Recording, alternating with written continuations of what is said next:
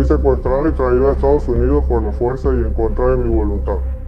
Hago un llamado al pueblo de Sinaloa a mantener la paz.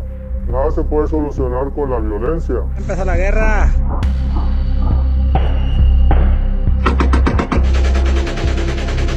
Los sapos entregaron al jefe, traicionaron al jefe, pártanle su madre.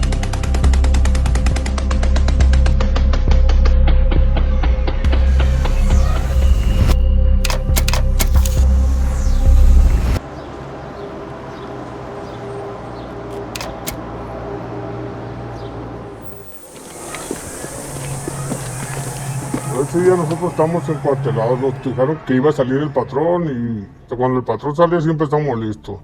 Nos dijeron que nos quedáramos ahí, ¿sabes qué? Espérense hasta que les avisemos, y como duró un rato y no nos avisaron y estuvimos hablándole, marcándole y no contestaron, entonces ya fue cuando supusimos que había pasado algo. Pues la reacción de nosotros es irlo a buscar y sacarlo de entre las piedras. Nunca nos imaginamos que iba a pasar esto, ¿no? Así es como luce actualmente Ismael Zambada García, el Mayo Zambada, tras su detención ayer en Estados Unidos. Estamos francos, no estamos trabajando. Cuando miramos una noticia que había caído el Mayo Zambada, o sea, pura noticia, y uno pues se sorprendió. Para nosotros quedó confirmado cuando salió la foto. Cuando salió la foto ya del señor, ya dije, es él. En ese momento dije, se pasaron. Inicialmente hubo muchas versiones, que él se entregó, que Joaquín Guzmán López lo engañó para ir a ver pistas clandestinas al norte de México. La verdad es que el relato más aterrizado, más cercano de lo que pasó, está en la propia carta del Mayo Zambada, dada a conocer por sus abogados. Joaquín Guzmán López me pidió que asistiera a una reunión. Me dijeron que además de Héctor Cuen y el gobernador Rocha Moya, en la reunión también estaría Iván Guzmán Salazar. No tiene nadie del crimen organizado que citarme a una reunión que para resolver un problema. Por lo tanto, si dijeron que iba a estar yo, pues mintieron. Y si les creyó, pues cayó en la trampa.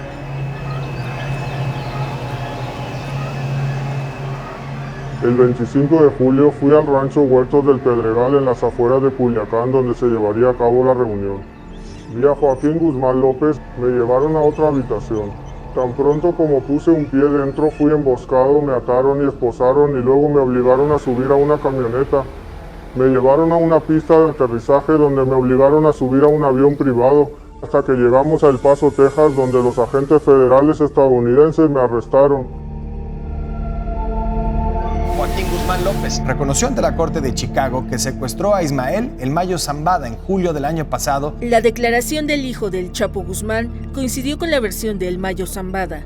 Según Guzmán López, el 25 de julio citó al Mayo en una vivienda donde hombres armados lo sometieron, lo esposaron, le cubrieron la cabeza y lo llevaron a una pista donde abordó una avioneta hacia Estados Unidos.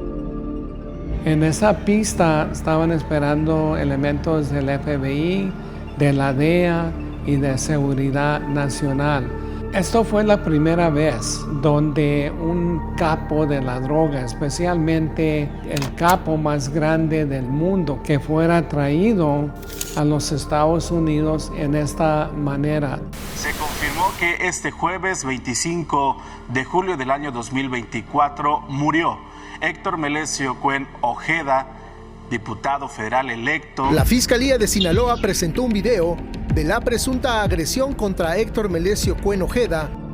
La versión oficial que dan las autoridades es que Héctor Cuen fue baleado en una gasolinera. Eso no es lo que pasó, a él lo mataron al mismo tiempo y en el mismo lugar donde a mí me secuestraron. Vivimos en un país, desafortunadamente, en donde un narcotraficante en una carta dice la verdad y una fiscalía general de un estado hace un montaje. La idea de que me entregué o cooperé voluntariamente es falsa. Me trajeron a este país sin mi consentimiento. Mayo Zambada hizo un error fatal que bajó de la sierra el 25 de julio y eso permitió que lo agarraran, lo secuestraran y lo trajeran a los Estados Unidos. Sin duda, la manera en la que fue detenido es una deshonra a su nombre.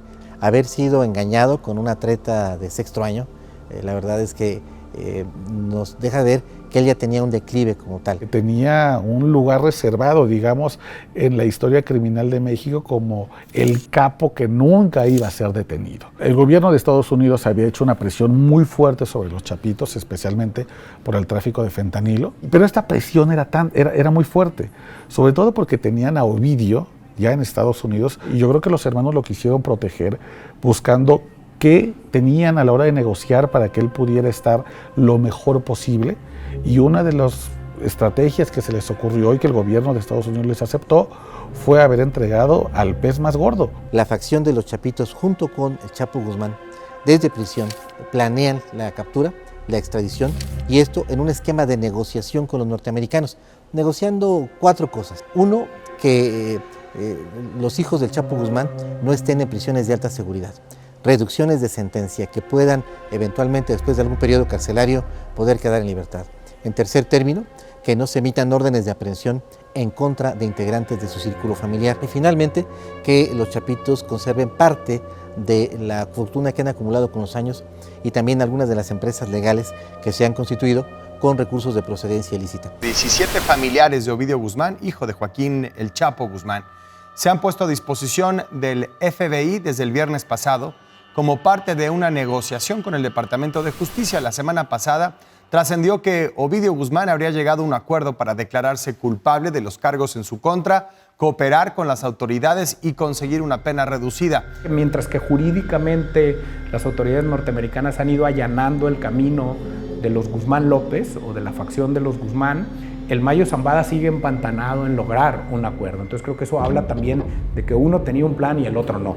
Ismael El Mayo Zambada se declaró no culpable de los cargos de narcotráfico y lavado de dinero que se le imputan en Estados Unidos. Los de arriba ataron cabos y todo, ya fue cuando informaron de que íbamos a tener problemas con ellos porque habían puesto patrón. Y el presunto secuestro de Ismael El Mayo Zambada detona la guerra entre dos facciones muy poderosas. Creo que la guerra definitiva al interior de esta cofradía de clanes que conocemos como el Cártel de Sinaloa. La tercera parte de las familias del cártel se unieron a los Chapitos. Otra tercera parte se unió a la facción del Mayo Zambada. Y una tercera parte quedó neutral, sin querer formar parte de esa guerra civil que se venía. Nos estamos equipando, preparándonos para el momento, consiguiendo armas, consiguiendo todo. Hubo varias semanas en las cuales hubo reuniones de alto nivel entre integrantes de la cúpula del Cártel de Sinaloa que intentaron remediar este problema, pero no se logró. Y el 9 de septiembre es cuando inicia lo que llamamos la guerra en Sinaloa.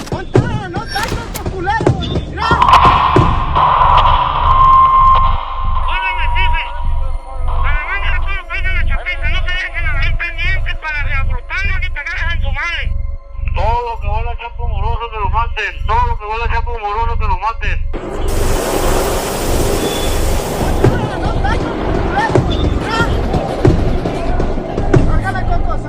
La orden estaba clara, la orden era limpiar Culiacán, o sea, y que no quedaran nada de olor a Chapo.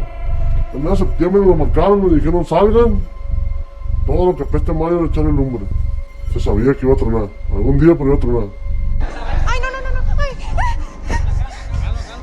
Los balazos empezaron el 9 de septiembre, aquí en la ciudad, en la colonia La Campiña, y fuera de la ciudad, en la sindicatura de Costa Rica. De hecho, el enfrentamiento más fuerte de ese día fue en Costa Rica. Culiacán, en Sinaloa, fue nuevamente epicentro de una serie de enfrentamientos que han dejado hasta el momento 2 muertos, entre ellos un militar. Amanecemos ese día 9 de septiembre en una guerra que tiene esa característica a diferencia de las anteriores, ¿no? Muy en la ciudad, muy en las banquetas, muy en el pavimento, y la ciudad se vuelve un caos.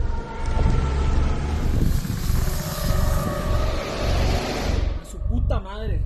Y en ese momento despierta un tigre que parecía antes una almohada.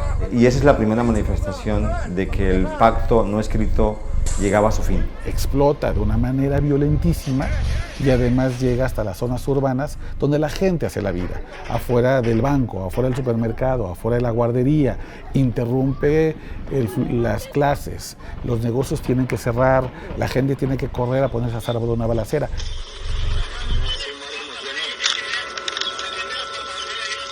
Y la verdad pues sí se siente uno mal porque pues somos de los mismos, pues aquí estamos, vivimos de mismo, tenemos a la misma gente, tenemos todo, pues convivimos aquí en todo Culiacán. Ya todos los vínculos y todo eso se tienen que hacer a un lado. Se tienen que hacer a un lado, que anden por su lado, uno por nuestro lado, pero pues si nos topamos de frente, pues ahí ya no hay conocido, no hay nada. A mí no me va a detener nada y estoy seguro que a ellos tampoco.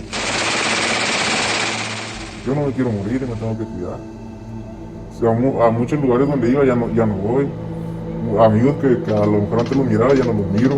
Estamos solos contra el mundo.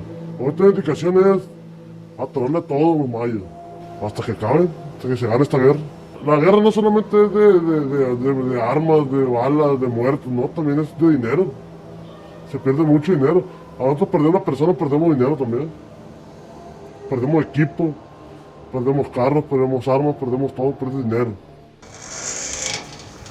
Este lugar era donde nos encontramos trabajando antes de lo que ha estado sucediendo.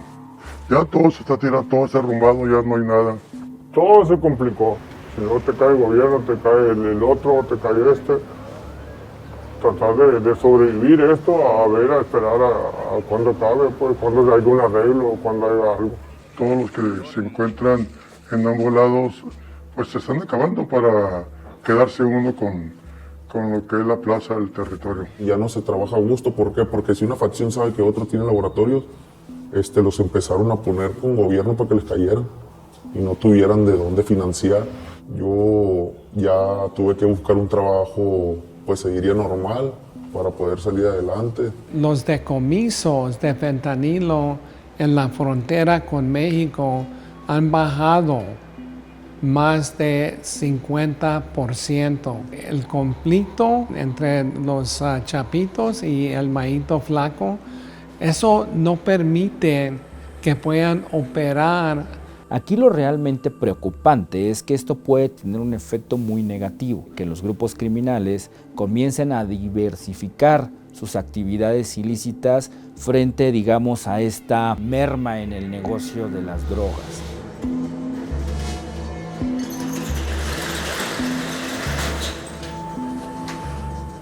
Pues mira, hace como 6 años abrí yo mi negocio y pues todo estaba marchando bien hasta el año pasado que empezó todo esto. Y hace como unos 2 meses llegaron conmigo, ¿no?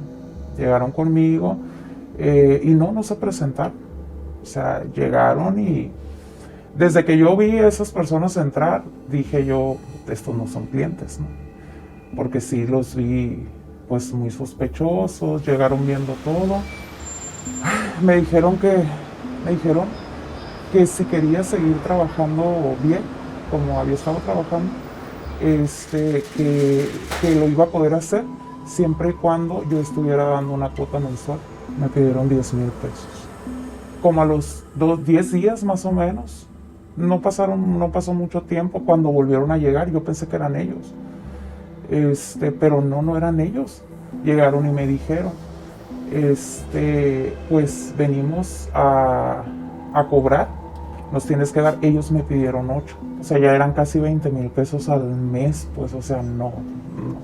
O sea, era totalmente descabellado, pues. Lo tuve que cerrar porque, pues yo no iba a poder pagar esa cantidad. La guerra entre los chapitos y la malliza ha sido muy cara. Ha sido cara en términos completos. Recursos financieros, recursos materiales, recursos humanos, hoy están muy desgastados. Han tenido que romper con su base social. No solían cobrar derecho de piso justamente para tener como a su gente tranquila, contenta, que hubiera protección a los capos. Hoy han tenido que hacer estos cobros, esa extorsión, para poder financiarse, lo cual ha molestado mucho a la gente de Sinaloa. Por la guerra entre los chapitos y la malliza, Culiacán ha perdido más de 1,800 comercios. Esto se traduce en 25,000 millones de pesos. Se han tenido que separar de sus trabajos alrededor de 8,000 trabajadores, no solamente en lo que es la zona centro de la entidad, sino estamos hablando de todo el municipio. Pues dejamos de vender. Nuestro ticket promedio ha bajado drásticamente y te puedo decir en promedio a la mitad de lo que traíamos. Restaurantes, automóviles nuevos, lo que es en plazas comerciales, muchos tipos de servicios. Son personas que lo normal es quienes tienen ingresos para pagarlos, pues son las personas que sus familiares se dedican a algún tipo de actividad ilícita. Hubo un boom inmobiliario aquí hace unos años para acá y empezamos a ver pues ese crecimiento de torres de departamentos de mucho lujo y de pronto eso también se detuvo. Hubo obras que se tuvieron que quedar a medias porque pues no se concretó el pago de las casas. Había personas en las que sí nos llegaban y nos pagaban en efectivo 2 millones, 3 millones, 4 millones de pesos. Todo el municipio estaba en esa economía. De hecho, Culiacán por eso se encuentra en una de las ciudades más caras a nivel nacional, ¿no? Los precios se inflaron a través de ese dinero ilícito. Estas personas con ese dinero se van o se destina a la guerra y pues se queda el consumo normal, el salario real. Lo que esta guerra nos está enseñando a los sinaloenses es el tamaño del pacto mafioso que habíamos construido. Autoridades continúan con la eliminación de equipos de videovigilancia irregulares colocados en Culiacán, Sinaloa. Cámaras de vigilancia que parecen de la policía, pero eran de los criminales. Las cámaras son un buen ejemplo. Ni medios, ni empresarios, ni gobierno nos dimos cuenta nunca de que el crimen organizado había logrado instalar más de 2,000 cámaras en Culiacán, que son 4 o 5 tantos las cámaras que tiene C5, ¿no? O C4, la de videovigilancia formal. Los mismos comerciantes que nos empezaron a indicar que las habían colocado por presiones. Sí hubo denuncias de que algunos los presionaban para que se instalaran y otros grupos pues para que las quitaran. Literal, esto sí es un switch de un día para otro. O sea, Sinaloa hasta el 9 de septiembre tenía un promedio de 1.3, 1.4 homicidios diarios y 3.2 personas desaparecidas por día. A partir del 9 de septiembre eso escaló a 7 u 8 homicidios diarios y 5 o 6 desapariciones en promedio, ¿no? Cuando empezó la guerra, los menores representaban más o menos el 7% de las personas desaparecidas y ahorita representan el 20%. Mi hijo estaba en casa de su primo, el 17 durmió allá, el 18 salieron. En el transcurso del camino pues llegaron a mi casa, se cambió el niño de playera, llegó como a las 7:20 a la casa y salió el niño y me dijo, ma, al rato nos vemos. Se salió.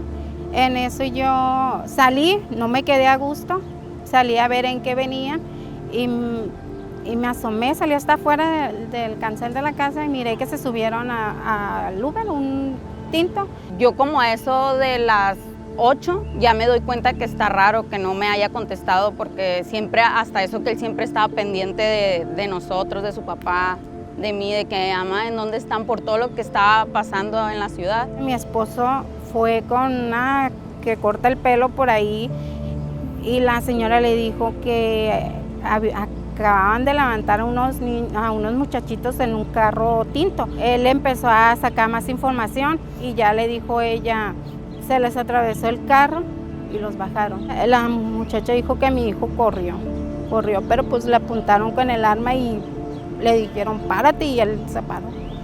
El gran grupo etario que estamos perdiendo en esta guerra sigue siendo pues nuestra juventud.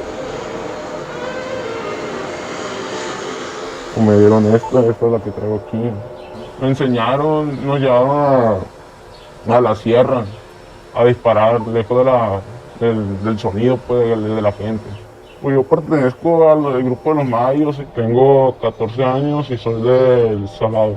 Yo quería ser futbolista, sí le eché mucho al fútbol, pero ya grande ya uno se da cuenta pues cómo está el rollo. Un día que estábamos jugando y terminando nos quedamos yo y un amigo y él es el que está adentro y le dije que quería entrar. Mi amigo dijo que le iba a decir a su patrón y ya después de 3 días me fue, me buscó y me dijo que fuéramos, que me estaba hablando el patrón de él. La capacidad de reclutamiento que ha tenido el crimen organizado para por las buenas o por las malas, por la lógica aspiracional o por la lógica de la coerción y la violencia, hacerse pues de su milicia, ¿no? Donde no cesa la violencia es en Sinaloa. Al menos 30 personas fueron asesinadas. Desde hace una semana suman por lo menos 28 personas muertas y 30 desaparecidos. O sea, como culichis no podemos aceptar vivir así toda la vida. Nos rehusamos a aceptar que este no va a ser nuestro destino para siempre. No queremos, no estamos de acuerdo.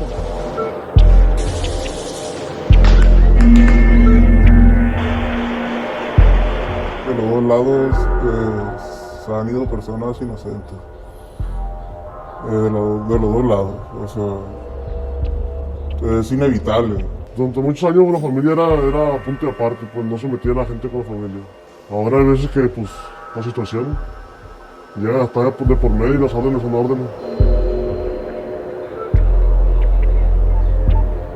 Todo esto sin duda que tiene una consecuencia en la emoción, al grado tal que la gente ha tomado las calles, ¿no? Que la gente ha dicho ya basta, hay un hartazgo. Cientos de ciudadanos en Culiacán, Sinaloa, incluyendo niñas y niños, tomaron las calles para exigir justicia por el asesinato de Gael y Alexander, de 9 y 12 años de edad, y de su papá de 40 años, ocurrido el domingo pasado durante un presunto intento de asalto.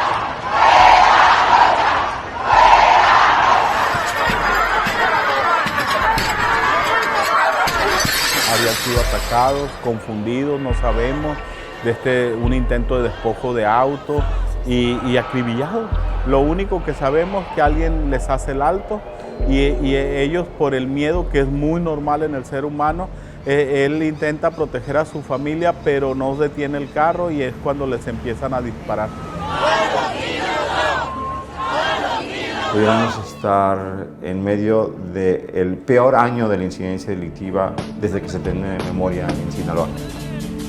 Este conflicto va a acabar cuando los grupos quieran o cuando los grupos se cansen o cuando lleguen otros grupos a tomar posesión de la estructura que quedó pendiente. La violencia suele disminuir en la medida en la que se encuentra un equilibrio de poder. En la medida en la que no se encuentra ese equilibrio, muy seguramente la violencia va a seguir. No va a parar, no va a parar. Yo cada mes y cada día yo siento que se prende la mecha más. Ojalá y acabe, por la gente, por los civiles y todo eso, pero no creo. Siendo realista, no creo. La historia de estas rupturas nos dicen que son definitivas, que los agravios son permanentes y además sobreviven a las generaciones. Tiene que ganar uno, sea Mayo o sea Chapo. Sí, yo no siento que haga retorno, yo creo que esto es puro para adelante ya. Ya, que va a ganar, va a ganar. Aquí se queda uno, no los dos.